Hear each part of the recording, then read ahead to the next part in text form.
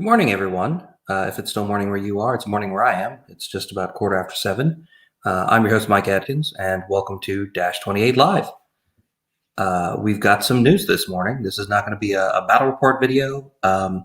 The much anticipated Halflings beta army list is out today on Mantic's site. It is a free download as a PDF, similar to how they did Twilightkin back in the day before it was actually in a book. The URL is in the video description on YouTube or Facebook, depending on where you're watching this. And I'm basically just going to do a virtual unboxing. I was not in the playtest group, so this is my first time actually looking at it. I just scrolled through it for a moment just to kind of glance over it. But now let's go through it and see what's actually in here. We will have some, some actual written analysis of this list later, either today or maybe tomorrow, from folks who have been toying around with it and thinking about it a little bit longer. But this is literally just my first look at what is in the Halfling beta list. All right, so let's dive in and let's see if I can pick out some highlights for you guys, for folks that are just waking up and are going to have to go to work before they get a chance to look over this thing, or folks who are stuck at work over in Europe and can't toy around with it yet. So we get some interesting looking cover art there. The caption on the intro photo is Dudo Grabbins was just out looking for snacks. Very cute. All right, so here we go. So the Army special rules. So as kind of Kyle and the other folks at Manic have been talking about, they've got the Relentless special rule, and that is once per game when attacking a unit that currently has at least 1 point of damage. After the unit rolls the damage in melee, you may choose to reroll 3 of the dice that failed to damage. So that's a little like a vicious kind of rule, but they only get to do it once, and it's only for 3 dice. So that sounds kind of cool, but I think we will see what the catch to this is a little later on in the list. But for starters, like that's kind of an interesting special army rule. But then the kind of other one they have is Spell Ward, which you've also told us about. And that is all spells, friend or foe, targeting this unit are resolved at an additional -1 to hit modifier. Note that a natural roll of a 6 will still always hit. So Spell Ward, as they were saying, makes it harder to cast spells at Halfling units, or at least anything with the Spell Ward special rule, which may or may not be everything in the list. We'll see as we scroll down what's actually got that. It says friend or foe. Is friend or foe language that they've used previously? Because usually it's like friendly core units or something like that. So I'm guessing by saying friend or foe, they mean anyone on the battlefield, your enemies, your own army, your non-core units, so like your allies also. It seems pretty clear to me. I'm just not sure if they've used that exact terminology before. We'll find out. So let's go on. They've got 3 infantry units, and I think these are probably the ones that all come on the main sprue, because they talked about how the main sprue is going to be very flexible. So you got Braves, you got Spear Spikes, and you've got Stalwarts. The Braves look like just stock standard infantry. They hit on 5s in melee. They've got the Spell Ward special rule, and you can buy Relentless for 5 points.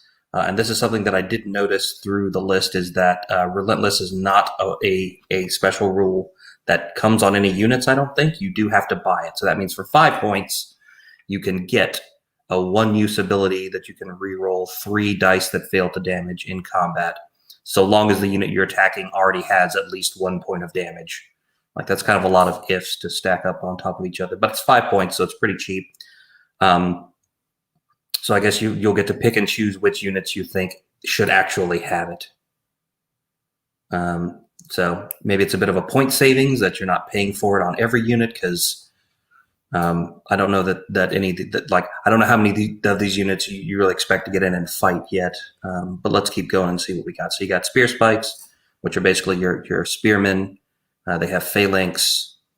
The point levels look pretty reasonable. Nerve looks pretty good. Regiment's nerve is a bit low, right? They're 12, 14 nerve on regiments. and 19/21 on hordes. You can take a Legion of Braves at which has a 25/27 for only 190 points. So that's kind of a lot of nerve for 190 points. That's kind of cool. Otherwise, these look like pretty straightforward, affordable, slightly lower nerve infantry units without a whole lot of bells and whistles.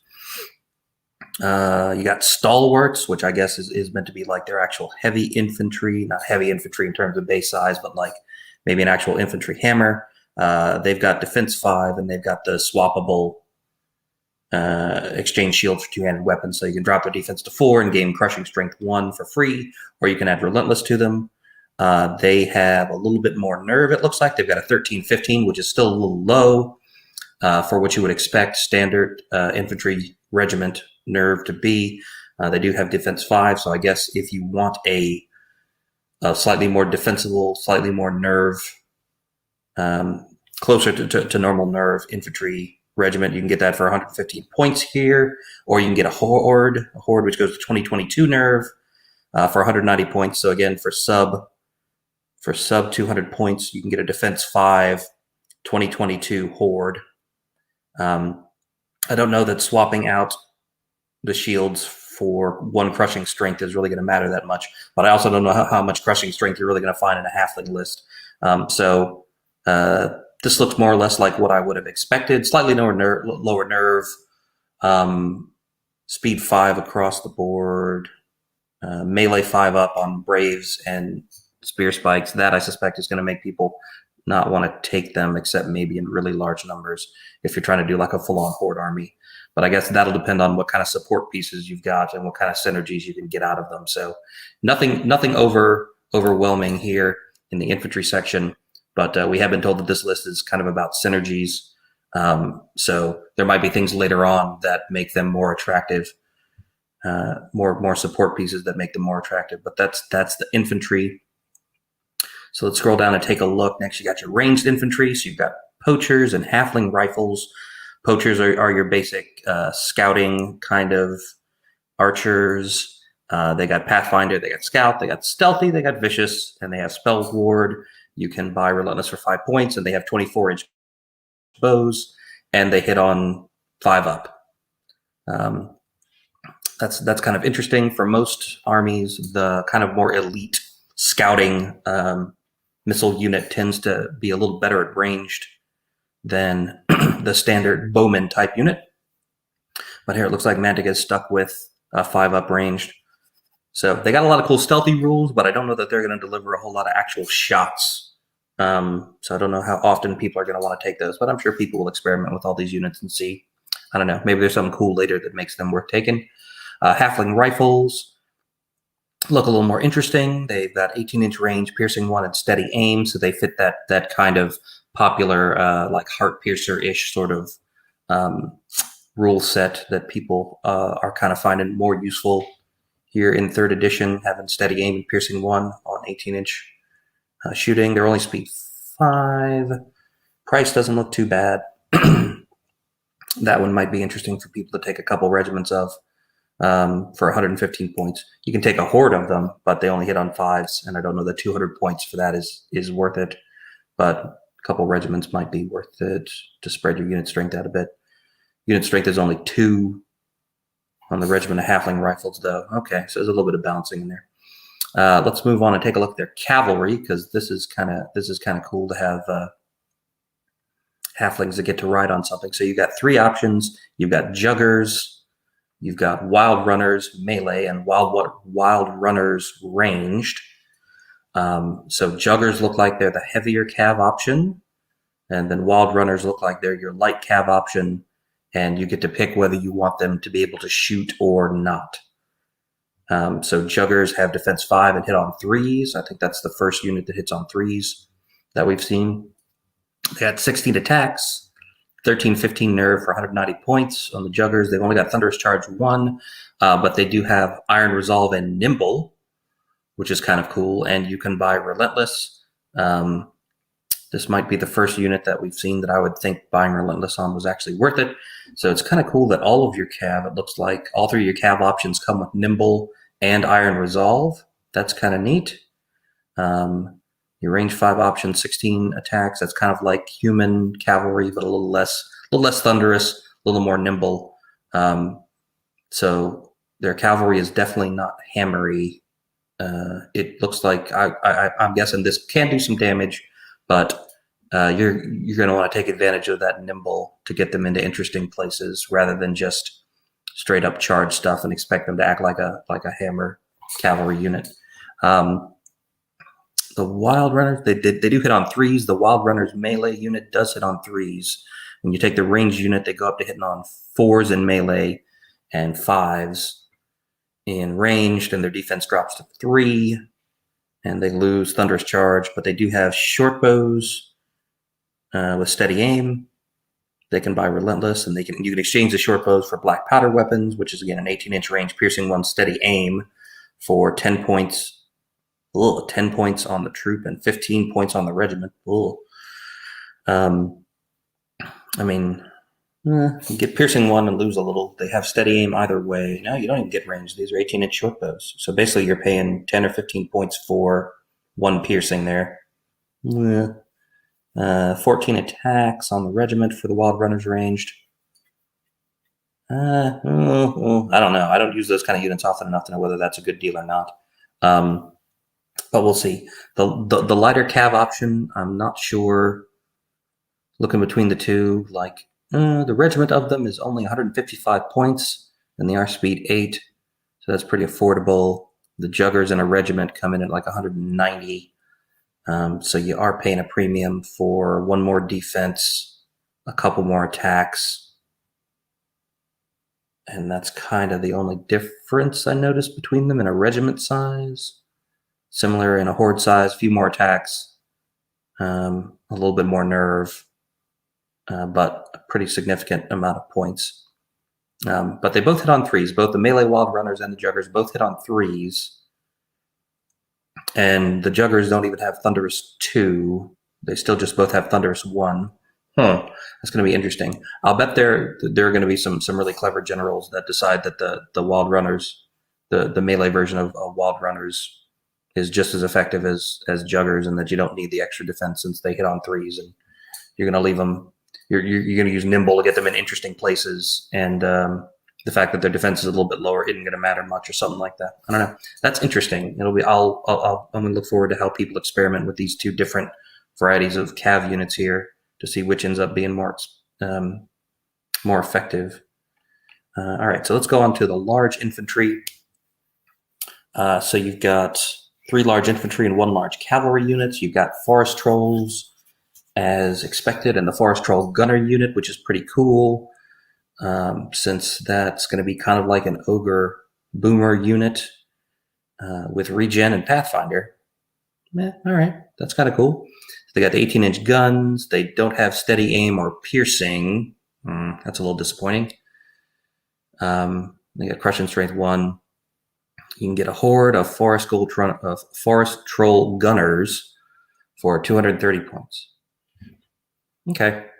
All right. I would have liked to have seen steady aim and or piercing on that unit, but it's irregular. But I guess they don't want people to take, armies of nothing but that. The grenadier unit is large infantry, but it's only height 2. They do have fly. They do have nimble. They have D3 brutal. But this is not a ranged attack unit. So the grenadiers are not going to be flying over people and dropping bombs on them. There's no special rule that says hits from a distance. So these are not wingets. They have to actually fly and charge into you to do any damage. And they don't have crushing or thunderous. They hit on 4s. And they got 9 attacks. But they have brutal D3. So this is not a hammer unit. This is like a sneaky support flanking unit. Like you sneak this into combat with something and drop a brutal D3 on it and maybe add a couple of wounds, but that's it. Okay. That's kind of interesting. And that's the grenadiers. So let's take a glance at the forest trolls. They are regular, unlike the Forest Troll Gunners. They're speed 6, they're melee 4, they're defense 5. That's pretty standard for trolls. They got a 15-17 nerve and 18 attacks. That's pretty standard for large infantry troll type units. They got crushing 2, Pathfinder, and regen. Pathfinder stock out of the box for 205 points. That's kind of cool. I kind of like that. And they're regular, so they'll give you some unlocks if you take them as hordes. That's kind of cool. I kind of like that. Yeah, geez, just trolls with Pathfinder stock. Sounds kind of cool to me. And then a large cavalry option, you got your aeronauts. So this is going to be your other flying unit. It, again, does not have a ranged attack. But this is the first halfling unit that has crushing strength 2. The forest trolls have crushing strength 2, but they're trolls. This is the first keyword halfling unit, I believe, that has crushing strength 2. Which might matter for some of their synergies later on. But it's got crushing strength 2, blast D3, brutal, fly, and pathfinder. You can only take it as a regiment. It's 170 points. It's speed 7, hits on 4s, 9 attacks, 13-15 nerve, defense 5. They got a special rule called bombing run and melee. This unit will always hit the enemy on a 4+, regardless of any other modifiers. So that's kind of fun. Like, you can fly them into the front of something that's, got phalanx, and they fly. So they would still hit on 4s, and they don't have thunderous charge. They've got crushing strength 2, so they wouldn't lose it. Or something it has ensnare. They could fly into the front of something it has ensnare and still hit them on 4s. They've only got 9 attacks, so it's not that devastating. But I think I can see how that's a useful unit. 9 attacks, but the do blast D3 with crushing strength 2. Okay. So that's a little bit of like a bunker buster kind of unit. Will always hit on 4s. All right. Yeah, so you send that into something that's hunkered down and have it do some wounds to it. Only 9 attacks, though. So I don't know how many things they're going to kill all by themselves. I guess it depends on how well they roll on blast D3. And since they always hit on 4s, regardless of other modifiers, it means you can't, give them brewer sharpness to make them hit on 3s, because that won't work.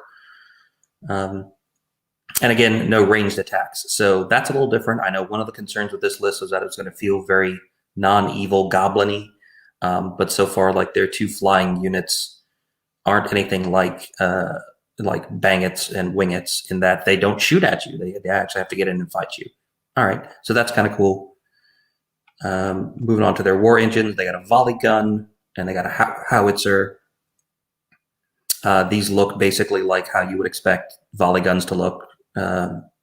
Pierce 2 with reload on the volley gun, 12 attacks at 24-inch range for 85 points. The howitzer, 90 points for 2 attacks, 48-inch range, blast D3 +1, ignores cover, indirect, piercing 3, and reload. Pretty standard looking cannon. At right about what I expected the price point of that to be, around 100 points. Okay, so nothing particularly outlandish under war engines. So maybe they put the interesting stuff under monsters and titans. Here they are. Okay, so the harvester, which is one they showed that looked an awful lot like a mincer. So it hits on 3s. It's only got a defense of 4, but it does have big shield. It's got D6 +8 attacks at a 13-15 nerve at 140 points. It's got crushing strength 1, thunderous charge 1, brutal, and big shield. It's got a whole bunch of keywords.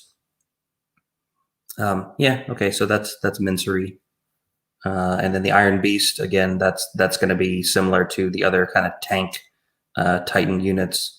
It's D6 +10 attacks, 15-17 nerve, 210 points. It hits on 4s. It's defense 6. It's got a ranged attack that hits on 4s. It's got crushing strength 2. It's got Strider. It has a spell ward aura.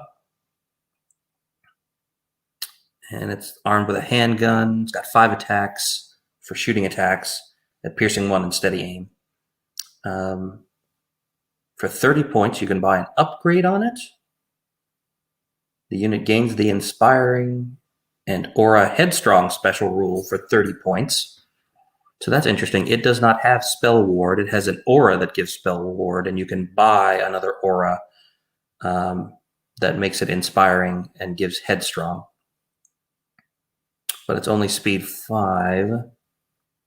So it's not really going to keep up with your cav units, but it might keep up with infantry and trolls and things like that. Okay, but you cannot buy Relentless for either of these. That is not an option. So you can't spend 5 points to reroll 3 failed wounds. And it gives a spell ward aura. Why would you need to get a spell ward aura? What doesn't have spell wards? Let's scroll back up real quick. So none of your large infantry have spell wards. Okay. What else doesn't have a spell ward? Yeah. So once you get back into all the halfling units, like the cavalry and everything, everything's got spell ward. So what this to me says is if you're trying to run like a troll heavy list, you can buy this 30-point upgrade to get a support titan to give spell ward to. No, wait, that's just headstrong. You could just buy this unit for 210 points, and that has the aura spell ward to put on your trolls. So you could put this between like 2 hordes of trolls, and they get spell ward too. Spell ward also. Sorry. So I guess that means if you want like the center of your line to not be lots of regiments of halflings or hordes of halflings, you could take hordes of trolls and pop a iron beast in the middle of them, and they can have spell ward in addition to everything else in your army already having spell ward. Okay. It's kind of an interesting role for a tank. And it could also give them headstrong, which is kind of cool if you feel like paying the points for it. Although these trolls have a 15-17 nerve instead of a 14-17 nerve, so I don't know that they're going to be wavering all over the place. But waver mitigation is a big thing in 3rd edition. It's a really popular thing to take. So having a headstrong aura might come in handy. That's kind of an interesting role for a Titan unit to have. But let's keep on moving because this is getting a little long, and I didn't want this to take all that long. So now we get into kind of the interesting synergistic parts of the list with their heroes. So the Sorcerer. So this is their Gastromancy unit. And as you've noted, lots of things have spell ward, so it's a -1 to cast spells on them, whether you're a friend or a foe. So he has no actual spells. He has a special rule called Gastromancy, which works an awful lot like a spell, but is not a spell. So it gets around them having spell ward. So unless disordered, immediately before giving this unit a movement order, pick one of the following special rules and roll 3 dice. If any of the dice score a 4 up, apply the special rule to this unit. If an in value is listed in the special rule, in is equal to the number of dice rolled that score a 4 up. So you're basically casting spells with 3 dice, and every success you get adds 1 to whatever the effect of this aura is. And you have the option of Aura Wild Charge plus N, Aura Brutal N, Aura Life Leech plus N, or Rally N. So you've got 3 dice to roll, and you might get Wild Charge 1, 2, or 3, Brutal 1, 2, or 3, Life Leech plus 1, 2, or 3, or Rally 1, 2, or 3 for a turn. Since it's not a spell, you can't buy the Conjurer's Staff, so you can't try to get a cheeky extra one there. But one thing that I note here is that they are all for Ravenous only. So that means units have to have the Ravenous keyword. So now let's scroll back up and take a look at what the hell has the Ravenous keyword. So the monsters do. Both the Harvester and the Iron Beast have it. The volley guns, okay, and the howitzers, war engines, but you don't care about those. The large infantry do not. The large infantry, so the forest trolls, the forest troll gunners, the aeronauts, and the grenadiers do not have Ravenous. Therefore, the Gastromancy auras do not work on any of them. But all the Halfling Cav, it will. The Halfling Ranged Infantry will. And the Halfling Infantry will. Okay, so basically Halflings are Ravenous. They're both Halflings and Ravenous. And Gastromancy works on them. But you can't use your cool Gastromancy auras to buff trolls. So maybe that's one of the ways they're going to try to encourage people not to show up with just an all Pathfinder troll list, is because your cool Sorcerer auras don't work on it. And adding a bunch of Rally or Life Leech or Brutal might be really, really attractive to folks trying to build kind of a combined arms synergy kind of army. So we'll see. The other hero you got is an engineer who comes with a Halfling carbine, 18-inch range, Pierce 1, 4 attacks. He hits on 4s at range. You can buy a Wild Charge +1 aura for Tinker units for 10 points. You can buy Radiance of Life for Tinker units for 15 points. Or you can swap your Halfling carbine for a long rifle, which gives you more range, an additional piercing.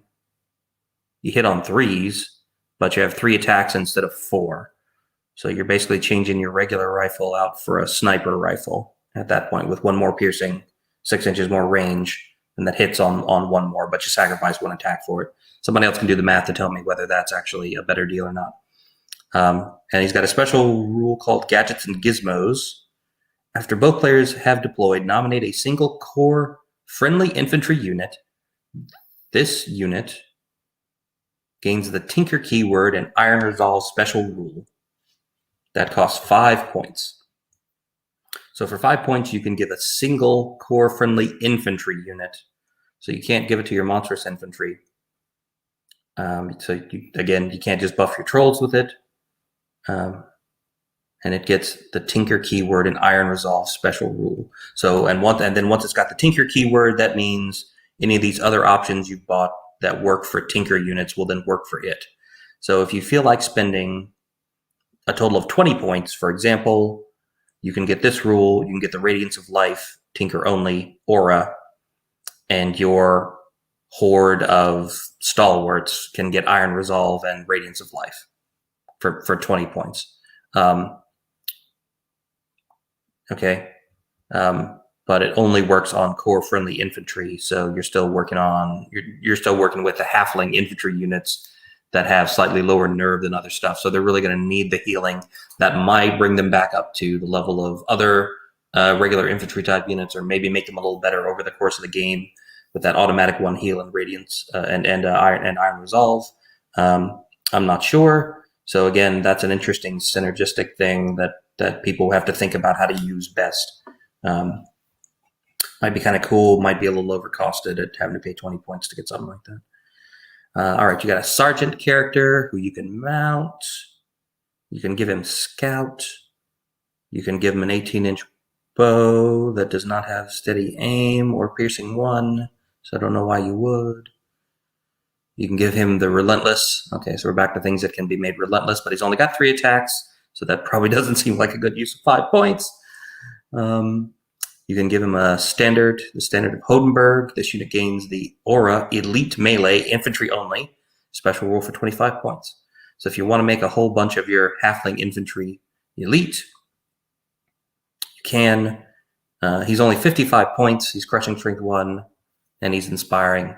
So if you want a flag guy, and you want one of your flag guys to give you guys elite for 25 points, if you can give it to more than 1 unit, sure. That's only like 80 points for a flag guy with a special ability.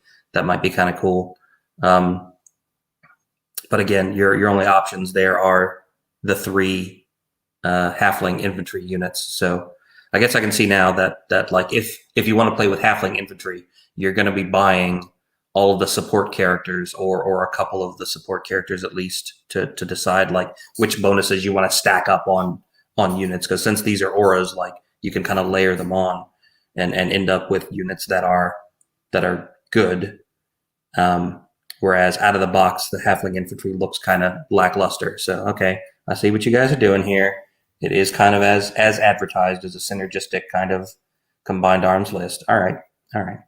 So you got a muster captain who you can mount. He's got 5 attacks. You can buy relentless for him. Okay. So here's your pretty standard 5 attack hero that you can mount and who can go out and reliably shut down shooting or hunt war engines or something like that. Okay, so then we've got a heavy infantry hero called a Feastmaster. He's a duelist. He's got scout. He can throw a cleaver 12 inches with piercing 1. And he's on a heavy infantry base. Okay. Okay, so if you really want a duelist halfling that's only speed 5, but that you can start out in the middle of the table, and throw things. Does Duelist work for shooting attacks?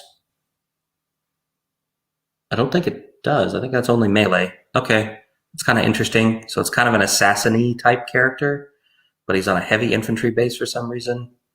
That one seems a little weird to me. Moving on, there's a muster captain on a winged airles. So here's your speed 10, melee 3, defense 5, 7 attack, crush 2, fly nimble, thunderous 1, iron resolve unit for 195 points. Okay, so this is your baby dragon for less than 200 points. 7 attacks, on 3s, crush 2, thunder 1 with iron resolve. That's pretty cool. I kind of like that. You can buy Relentless for 5 points, which is basically like spending 5 points to get Vicious, because he's already got Crush 2 and Thunderous 1. So he's going to be wounded on 2s lots of times. So you pay 5 points to get to reroll any failures. So that might be a little better than Vicious if you lose your Thunderous, right? And suddenly you've got some 2s that miss as well with only 7 attacks. You pick up those 3. Okay, so this is probably a really good unit to buy Relentless on, I would guess. You only get to do it once, and they've got to be wounded already, but you've got enough shooting units that the turn before you send your muster captain on winged airles in, you put 1 wound on something, and then you have him smack into it and spend that and add another couple wounds to it. Okay, that's cool. That's probably the best use case for Relentless I've seen for a unit so far. Yep. And then you've got a forest, a forest troll gunner hero who looks kind of like a boomer sergeant. He's defense 5, he's melee 3, he's range 4, he's got 5 attacks. He's got an 18-inch range gun that does not have steady aim or piercing. But he does have regen for 130 points. He does not have unit strength, though. So he's not scoring like a boomer sarge. That's interesting. If that guy had unit strength 1, he would be very, very cool. But that's interesting. The muster captain on winged airles, I just noticed, does not have unit strength either, despite being a monster. I wonder if that's a mistake, or if that's a balancing thing to keep people from taking too many of them. That's a little disappointing. These would be really useful if they had a unit strength, but they do not.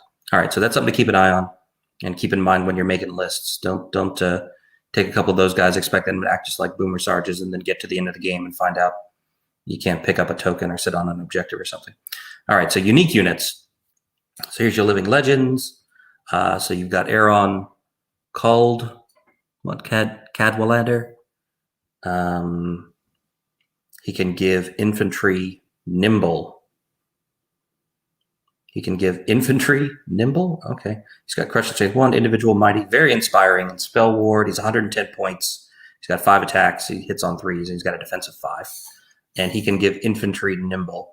So this is another one of those, if you really, really, really want to make halfling infantry super duper awesome, you can put another aura on them to do fun things with them. Okay. You got Greedy Guts, which is a heavy infantry halfling hero who has Dread, Life Leaks 3, Wall Charge D3, Crushing Strength 1, an individual. He's got a Nerve, a dash 16, defensive only 4, 8 attacks though for 115 points. So that's kind of like the Feast Master living legend, I guess. He's heavy infantry and he's called Greedy Guts. Life Leaks 3 with 8 attacks, hitting on 3s, and dash 16 Nerve. That's interesting. Okay. And then Allie McSween, who is a duelist, has Scout, inspires themselves, and has Stealthy and throwing daggers. Okay, so this is like your assassin special character, I guess. For 105 points, hits on 3s, range 4 up. 5 attacks, can throw piercing 1 daggers 12 inches. Master Thief. Enemy units within 6 inches of Allie may not use their magic artifact when attacking in combat. When Allie is attacking an enemy unit in combat, she may choose to use a magical artifact held by any enemy unit she's engaged with, excluding one-use only items. Huh. Okay. So for 105 points, you can make sure the crystal pendant doesn't blow up on you. Speed 6. Yeah, okay. So it might be, so this might be a unit that's worth getting close to the enemy and then just standing there and throwing daggers and keeping their items from working. Because like you could turn off someone's brew of sharpness or elite items. You could turn off brew of strength on a unit that really needs it. Or if you know your opponent again has taken that like crystal pendant, big huge like horde with crystal pendant that you have to like double or triple charge to get rid of, and then you get your units hammered by the pendant. If you can just get her within 6 inches, and that's not defined as an aura. That's weird. It feels like that could just be an aura because she's a living legend, so she can't take the horn to make it bigger. Oh well, whatever. Enemy units within 6 inches may not use their magic artifact when attacking. Oh, when attacking in combat. Okay, so that won't actually work for the crystal pendant because that's on defense. Never mind. But you could turn off sharpness or elite or strength, or I guess even like vicious. I don't know if you could turn off the brutal item with that. Probably because you add it to melee. All right, 105 points. So that's an interesting support piece. We haven't seen anything like that, I don't think, in Kings of War yet. All right, so that is what's in the list. I'm sorry it took me over half an hour just to glance through it and tell you guys some of the things that are in it. So at first glance here, I would say that Mantic said that these guys are not just going to be non-evil goblins, and that it's going to be a synergistic list with a lot of overlapping auras and bonuses, and you're going to have to play it as a finesse army. So at a glance, I would say that at least looks like what the rules they've delivered are. Whether it actually works that way or not, like whether you can play it that way and it's effective, remains to be seen. Because again, I'm not in the playtest group, so I don't really know how well any of this stuff works. But I can definitely see how you can take the support pieces and put them behind Halfling Infantry to make them way more interesting than their basic stat lines are. You've got interesting support pieces. You don't have the really nasty flying shooting stuff or explosive stuff like goblins have. So right out of the bat, the kind of flying units that we were like, okay, well those just look like wingets. Definitely don't do that because they don't shoot. The forest trolls being regular and having regen and pathfinder looks kind of cool. Is just okay, I know what to do with this unit. I don't have to think too much about auras. I just want something that can actually act like a hammer. Seems pretty cool. I'm sure lots of people are going to be experimenting with this and trying this out over the next couple of months. So everybody put your thinking caps on. See if you can figure out what the best combos here are, because there's a lot of options, and it's not just picking one or two units that you think are useful. It's picking units and picking the support pieces to give them the bonuses to make them do what you want when you need it to. And that, I think, might be the whole trick to this list is figuring out the best way to layer those things on. So that's kind of what we were promised. I think rules-wise, it looks like they at least tried to deliver that. So there you have it. That's the Halfling list, and that's literally my first time reading through it. Again, the URL to pull this down should be in the description of this video.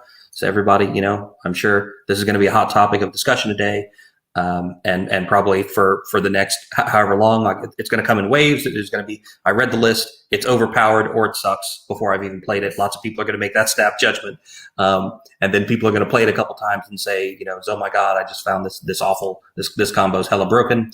And then people are going to play it like 2 more times and realize that once their opponent knows how to counter it, it's probably not that bad. We're going to go through all those waves, right? There's like the several phases of dealing with changes to Kings of War, and it goes through blah blah blah blah, and we end up with acceptance at the end. We're about to go on that fun little roller coaster ride together.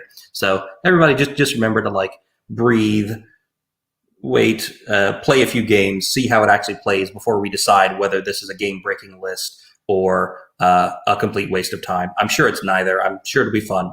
Where it's going to end up in the in the eventual tier ranking of armies, I have no idea at this point. But it definitely looks unique. I think this is going to be an army that makes a lot of people take a second look at Kings of War who maybe didn't look at it before, because it does look pretty flavorful, and it does look like it has a pretty interesting and unique play style.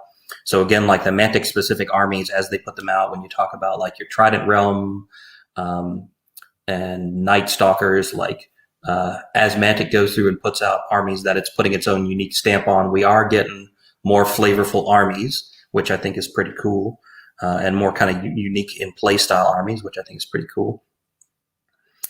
So let's wait and see. Let's give it a read. Let's give it a think. Let's come up with some fun lists to try to see, if we can kick the tires on this thing and start drilling down into what about this is going to work or not. Because again, this is a beta. We don't know what's actually going to come later in the year for the Clash of Kings book. There could still be other changes. But for right now, this is what we got to work with. So this is going to be a fun time to be part of the Kings of War community, because we've got this little new toy to tinker with. So again, later today or in the next couple of days, we will have some actual print coverage of this list on dash28.org, hopefully from folks that have been doing actual playtesting, so they can be a little more insightful than me. And I think that's kind of all I got for you guys today. So thanks for sitting here and hanging out with me while I read through this list. I hope you guys have found this interesting and useful. And, as always, you stay safe out there. And until next time, go download the Halfling list and read it and share what you think about it. And we'll see you next time on Dash 28 Live. Bye, everybody.